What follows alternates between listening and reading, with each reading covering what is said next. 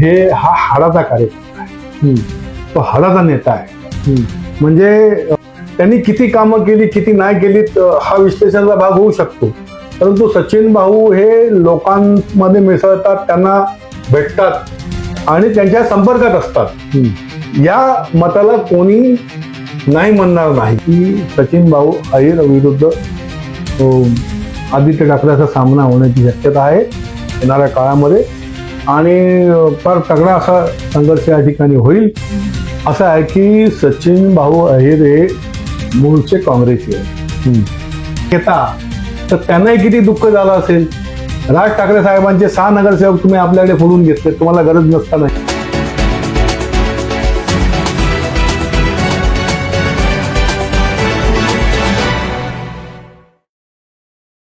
नमस्कार, बातमीकार मध्ये आपलं सर्वांचं स्वागत आहे. मित्रांनो, हे राजकारण पण कमालीचं असतं. आज या पक्षात असलेले नेते दुसऱ्या पक्षात जातात. हे महाराष्ट्रासाठी, मुंबईकरांसाठी, देशासाठी काही नवीन नाहीये. राजकारणात कधीही काहीही होऊ शकतं, हे आपण नेहमी ऐकतो, बघतो. असाच विषय मुंबईतील वरळी विभागात झालेला आहे. आदित्य ठाकरेंबरोबर नेहमी फिरणारे सचिन अहिर हे आता शिवसेना शिंदे गटात गेले. म्हणजेच ठाकरेंच्या विरोधात असलेल्या शिंदेच्या पक्षाला त्या शिवसेनेला मिळाले. मुंबईत, महाराष्ट्रात 2 शिवसेना झाल्यात आणि या दोन्ही शिवसेनेमध्ये आपापसात स्पर्धा आहेत. ठाकरेंची शिवसेना शिंदेंना फोडण्यामध्ये बऱ्यापैकी यश मिळालं असंही दिसतंय. या सचिन अहिर या शब्दाचं विश्लेषण किंवा यांच्या राजकारणाचं विश्लेषण करण्यासाठी आपण इथे आलेलो आहोत आणि आपल्यासोबत काँग्रेस प्रवक्ते, काँग्रेस सचिव श्री दत्तू गवाणकर आहेत. दादा, स्वागत आहे आपलं. परंतु आज एक काँग्रेसी लीडर म्हणून मी तुमच्यापर्यंत नाही आलोय किंवा आपल्याला हा विषय एक राजकीय विश्लेषक, तुमचा राजकारणाकडे, वरळीकडे बघण्याचा एक दृष्टिकोन आणि तुमच्या तोंडून आम्हाला यथायोग्य विश्लेषण आणि माहिती हवी होती. आणि ही बातमी करण्यामागचा हेतू सचिन अहिर यांच्या विरोधातला पण नाहीये, आदित्य ठाकरेंच्या विरोधातला नाहीये किंवा शिवसेनेच्या, दोन्ही शिवसेनेच्या विरोधातला पण नाहीये. एक राजकीय घडामोड म्हणून आपण या विषयाकडे बघतोय आणि एक पत्रकार म्हणून मी हे प्रेझेंट करण्याचा प्रयत्न करतोय. काय सांगता दादा, कसं सांगताय सचिन अहिर यांचा प्रवास कसा राहिलाय आणि काय आहेत हे सचिन अहिर, कोण आहेत हे सचिन अहिर, कसे आहेत? मी प्रथमच स्पष्ट केलं की एक न्यूट्रल व्यक्तिमत्व म्हणून आज मला तुमचा इंटरव्ह्यू द्यायचा आहे. बरोबर. आपण वरळीच्या राजकारणात बघितलं तर म्हणजे जी फार मोठी घडामोड घडली आहे की सचिन भाऊ अहिर हे ठाकरे शिवसेनेकडून शिंदे सेनेकडे गेले. सचिन भाऊ अहिर हे या वरळी, अगोदर जो शिवडी मतदारसंघ होता त्यातून 2 वेळा निवडून आले. नंतर वरळी एकसंघ झाल्याच्या नंतर 3ऱ्यांदा निवडून आले आणि 2014 साली ते पराभूत झाले. पुन्हा 2019ला ज्या वेळेला निवडणुका जवळ आल्या त्याच वेळेला आदित्य ठाकरे साहेबांना या मतदारसंघामध्ये उभं राहायचं होतं. त्यामुळे त्यांनी त्यांच्याशी कॉम्प्रोमाइज करून त्यांना आपल्या पक्षात घेतलं, म्हणजे कोण विरोधक राहू नये. आणि मग ते आदित्य साहेबांच्या बरोबर होते गेल्या 2 निवडणुका दरम्यान. ठाकरे शिवसेनेकडून त्यांना जी काय त्यांना प्रॉमिस केलं गेलं असेल ते त्यांना विधान परिषद देण्यात आली. नंतर शिवसेना फुटली, परत बऱ्याच घडामोडी झाल्या. आज पुन्हा असं झालं की पुन्हा आता सचिन भाऊ अहिर जे ते उपसभापती झालेत आणि ते एकनाथ शिंदे साहेबांच्या शिवसेनेमध्ये त्यांनी प्रवेश केलेला आहे. तुम्ही सचिन भाऊंबद्दल विचाराल तर बघा, या राजकारणामध्ये सर्व एकमेकांचे मित्र असतात. आता आम्ही काँग्रेस पक्ष म्हणून जेव्हा आम्ही या ठिकाणी काम करतो तर त्यावेळेला एखादं काम असेल, आम्ही सरकार म्हणून विरोध करतो. एखाद्या पक्षाची भूमिका असेल त्याला आम्ही विरोध करतो, वैयक्तिक विरोध आम्ही नाही करत. सचिन भाऊंच्या ह्याच्या बघायला तुम्ही आता आम्ही काँग्रेस पक्ष म्हणून किंवा पक्ष नसेल, दत्तू गवाणकर म्हणून आम्ही त्याला काही वेळा मदत केली, काही वेळेला नाही मदत केली, हे तथ्य आहे. त्यात ते निवडून आले किंवा नंतर पडलेत, हा विश्लेषणाचा भाग आहे. पत्रकार म्हणून तुम्ही ते नंतर करू शकता. परंतु सचिन भाऊ अहिर आज ते म्हणजे महाविकास आघाडीच्या विरुद्ध असलेला पक्ष तिथे गेलेत. पण तुम्ही आधीच स्पष्ट केलं की राजकारणी किंवा राजकारण म्हणून आजची न्यूट्रल म्हणून मला आजची मुलाखत द्या. अशी विनंती केली मी तुम्हाला की सचिन भाऊ अहिर हे हा हाडाचा कार्यकर्ता आहे. तो हाडाचा नेता आहे. म्हणजे 3 टर्म आमदार असताना त्या ठिकाणी म्हणजे प्रत्येक घरात पोचलेला आमदार आहे, प्रत्येक गल्लीबोळात पोचलेला आमदार आहे, प्रत्येक माणसाची त्याचा संपर्क असलेला असा तो आमदार आहे. त्यांनी किती कामं केली किती नाही केली हा विश्लेषणाचा भाग होऊ शकतो. परंतु सचिन भाऊ हे लोकांमध्ये मिसळतात, त्यांना भेटतात आणि त्यांच्या संपर्कात असतात. या मताला कोणी नाही म्हणणार नाही. तर आता ते त्या ठिकाणी गेलेत. आता तिथे नागरी सत्कारी नागरिकांनी त्यांचा घेतला. मला वाटतं तिथे चांगलं शक्ती प्रदर्शनी भाऊंच्या झालं ते कार्यकर्त्यांनी. मला असं दिसतंय की पुढची विधानसभा ही आदित्य ठाकरे साहेब आणि सचिन भाऊ अहिर यांच्यामध्ये होईल असं चित्र स्पष्ट होतंय. आता याच्यामध्ये हा संघर्ष कसा होईल, तर वरळी विधानसभा ही नेहमीच शिवसेनेचा बालेकिल्ला राहिलेली आहे. या ठिकाणी शिवसेनेचं प्राबल्य राहिलेलं आहे आणि शिवसेना इथे बऱ्याच वेळा त्यांचे जास्त लोक निवडून आलेत. सचिन भाऊंच्या रूपाने त्यांना एक तगडा विरोधक मिळाला. आम्ही सगळे काँग्रेसही त्यांच्या बरोबर होतो. भाऊ पहिले काँग्रेसमध्ये होते. शरद पवारांनी जेव्हा राष्ट्रवादी निर्माण राष्ट्रवादी मध्ये गेले. परंतु जेव्हा जेव्हा निवडणुका आल्या तर तेव्हा तेव्हा काँग्रेस पक्ष आणि राष्ट्रवादी यांचं अलायन्स झालं, आघाडी झाली आणि त्यामुळे काँग्रेस पक्षात सुद्धा त्यांना बळ मिळत गेलं. तर या ठिकाणी तो संघर्ष असा आहे की या ठिकाणी जरी आदित्य ठाकरे, मी यावर बऱ्याच वेळा बोललोय की अजूनही ते मतदारांना रिचेबल नाही आहेत. म्हणजे सामान्य मतदार त्यांच्यापर्यंत पोहोचू शकत नाही. ही खंत अनेक मतदार ते बोलून दाखवतात की ह्यांना भेटायचं कुठे वगैरे. आता दुसऱ्या बाजूला असा एक व्यक्ती आलेला आहे की तो तुम्हाला ऑलवेज कधी भेटू शकतो, ज्याच्यापर्यंत तुम्ही पोहोचू शकता, डायरेक्ट इंटरॅक्शन करू शकता, कामं तुमची घेऊन जाऊ शकता. आज त्यांना उपसभापती पद मिळालेलं आहे आणि उपसभापती पद हे एखाद्या मंत्र्याच्या पेक्षाही जास्त महत्वाचं असं पद आहे. तेव्हा काय कामं भाऊ करतात येणाऱ्या 3 वर्षामध्ये हा महत्वाचा भाग असेल. सत्ता पक्षाकडे असल्यामुळे त्यांना फंडही इथे चांगला मिळण्याची शक्यता आहे. आणि बघा राजकारण आहे. शिंदे साहेबांनी त्यांना टार्गेट देऊनच पाठवलेलं असणार इथे वरळी विधानसभेमध्ये की या ठिकाणी जाऊन तुम्हाला इथली उमेदवारी घेऊन तुम्हाला लढायचं. तर या सर्व विषयामध्ये सचिन अहिर आदित्य ठाकरेंची जुनी मैत्री निभावतील का, काय कसं वाटतं तुम्हाला? आदित्य ठाकरेंच्या विरुद्ध भाऊ लढणार नाही असं बोललेलं वक्तव्य मला तरी ऐकायला नाही मिळालं. तुमच्याकडून पहिल्यांदा ऐकतोय.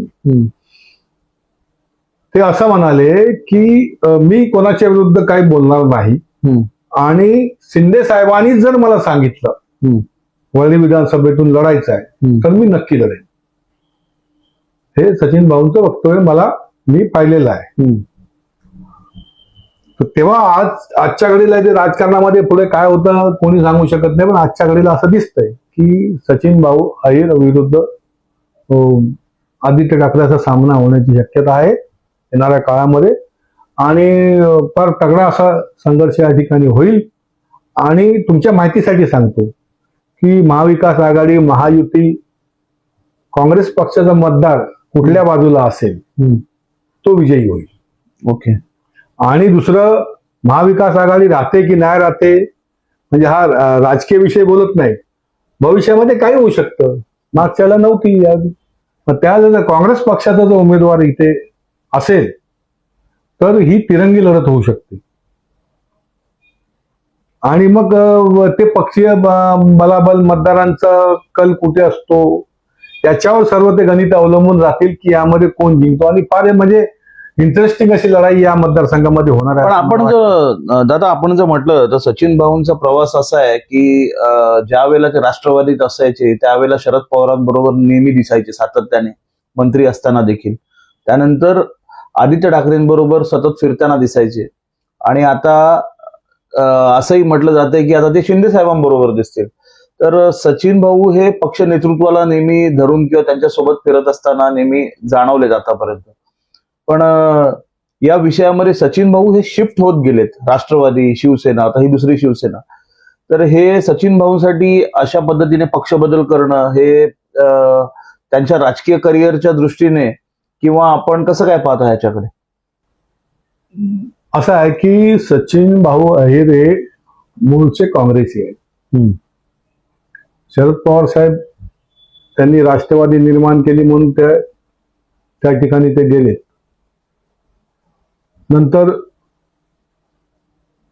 उद्धव बाळासाहेब ठाकरे शिवसेना पक्षाला वाटलं की यांना आपल्याकडे घेतलं तर आपला फायदा होईल. तसं करताना त्यांनी स्वतःचा फायदा करून घेताना त्यांचाही फायदा केला, त्यांना विधान परिषद दिली. कदाचित त्याला लढाई झाली असती तर सचिन भाऊ हरले असते तर त्यांना विधान परिषद मिळाली नसती. बरोबर. किंवा आदित्य हातात तर ते जिंकूही शकले असते. काय लढाईमध्ये काय होईल ते सांगता येत मतदार काय कोणता कल देतील हे तुम्ही सांगू शकत नाही.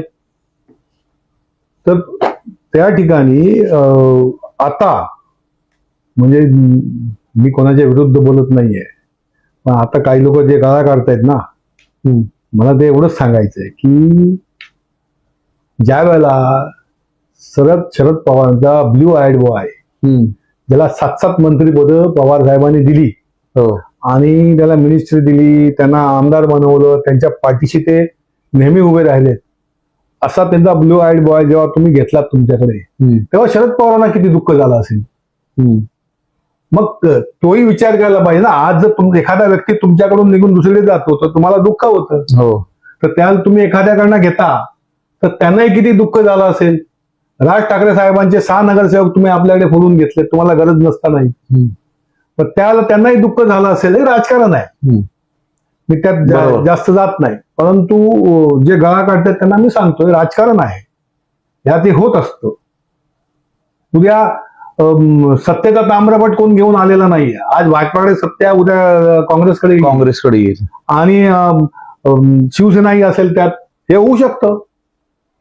मग त्यावेळेला हे जे गेलेले सगळे आहेत याच्यामध्ये तिथे तो उलटा होऊ शकतो. तेव्हा जेव्हा सूर्य जेव्हा उगवतो आणि जो मध्यान्हीला येतो तेव्हा त्याला असं वाटतं मी सर्वांना घेऊन टाकेन, पण शेवटी संध्याकाळ होतं आणि त्यालाही मावायला लागतं. बरोबर, तोही मावळतो. पण आज परिस्थिती बघितली तर सत्ता सत्तेला खेचते असं दिसण्यात येत आहे आणि लोक सत्तेकडे आकर्षित होताना दिसत आहेत. नक्कीच तुम्हाला मी तो राजकारणाचा भाग सांगितला की सत्ता असल्यानंतर त्याचे जे फायदे असतात, जसं मी मगाशी सांगितलं की सचिन भाऊच्या जाणीने त्यांना तिथे फंड मिळत असेल, त्यांना उपसभापती सारखं मोठं पद त्यांना मिळालं जे असं मिळालं नसतं इथून. तर ते आज म्हणजे राजकारणामध्ये सगळं चालतं. तिथले तिथे जात असतात. आमच्यासारखे कर्मठ निष्ठावंत कार्यकर्ते फार कमी असतात जे एकच पक्ष पकडून आहेत, कारण आम्हाला सत्तेची लालच नाही किंवा आम्हाला राजकारणातून काही कमवायचं नाहीये. पुन्हा आमच्या पक्षामध्ये आम्ही ठाम आहोत. आता येणाऱ्या काळात येणाऱ्या निवडणुकीमध्ये, विधानसभेच्या निवडणुकीमध्ये शिवसेनेची, ठाकरे गटाची काय भूमिका असू शकते? आदित्य ठाकरे रिस्क नको म्हणून इथे उमेदवारी लढणार की नाही लढणार असा प्रश्न देखील सर्वसामान्यांना पडतोय. ना असं आहे की आता हा प्रश्न तुम्हाला मातोश्रीला विचारावा लागेल की आपण लढणार की नाही लढणार. याच्यावर म्हणजे मी वक्तव्य नाही करू शकत. पण स्थिती पक्षीय बलाबल तुम्ही बघितलं, आजच्या घडीला स्थिती अशी निर्माण झालेली आहे की एकदम कट टू कट फाईट होईल. सचिन भाऊ सारखा उमेदवार हा म्हणजे आदित्य साहेबांना किंवा त्या ठिकाणी सुनील शिंदे जरी आले तरी आज ही लढाई एकदम काटेकी टक्कर आहे, कट टू कट आहे.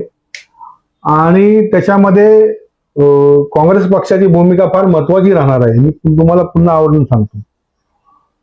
त्याच्यामध्ये पूर्वी जेव्हा सुनील शिंदेनी त्यांना हरवलं त्यावेळेला शिवसेना एक संघ होती. आता डिवाइड झालेत. आता ती डिवाइड झाली आहे.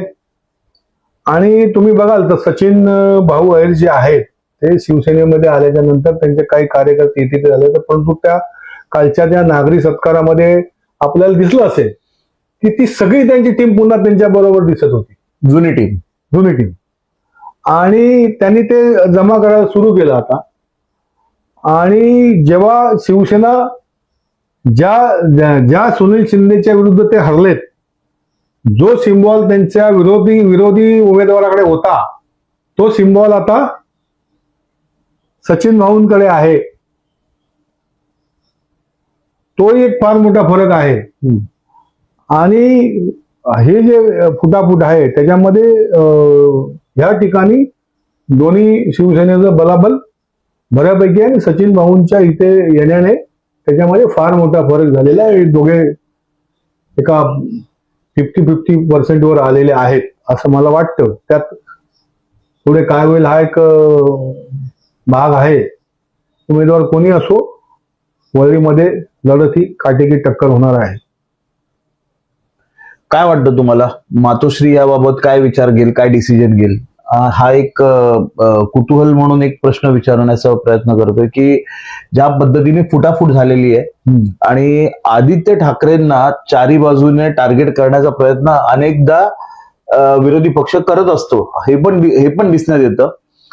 तर काय दिसतं तुम्हाला? म्हणजे आदित्य ठाकरेंची ऍडव्होकेसी नाही करत आहे इथे, त्यांची वकालत नाही करत आहे, परंतु या ठिकाणी असं कधी कधी जाणवतं की आदित्य ठाकरेंना घेरण्याचा प्रयत्न केला जातोय. मुंबईतील अशा नवीन घडामोडी जाणून घेण्यासाठी बातमीकार न्यूज चॅनलला लाईक, शेअर, कमेंट आणि सबस्क्राईब करा आणि बेल आयकॉनला क्लिक करून ऑल करायला विसरू नका.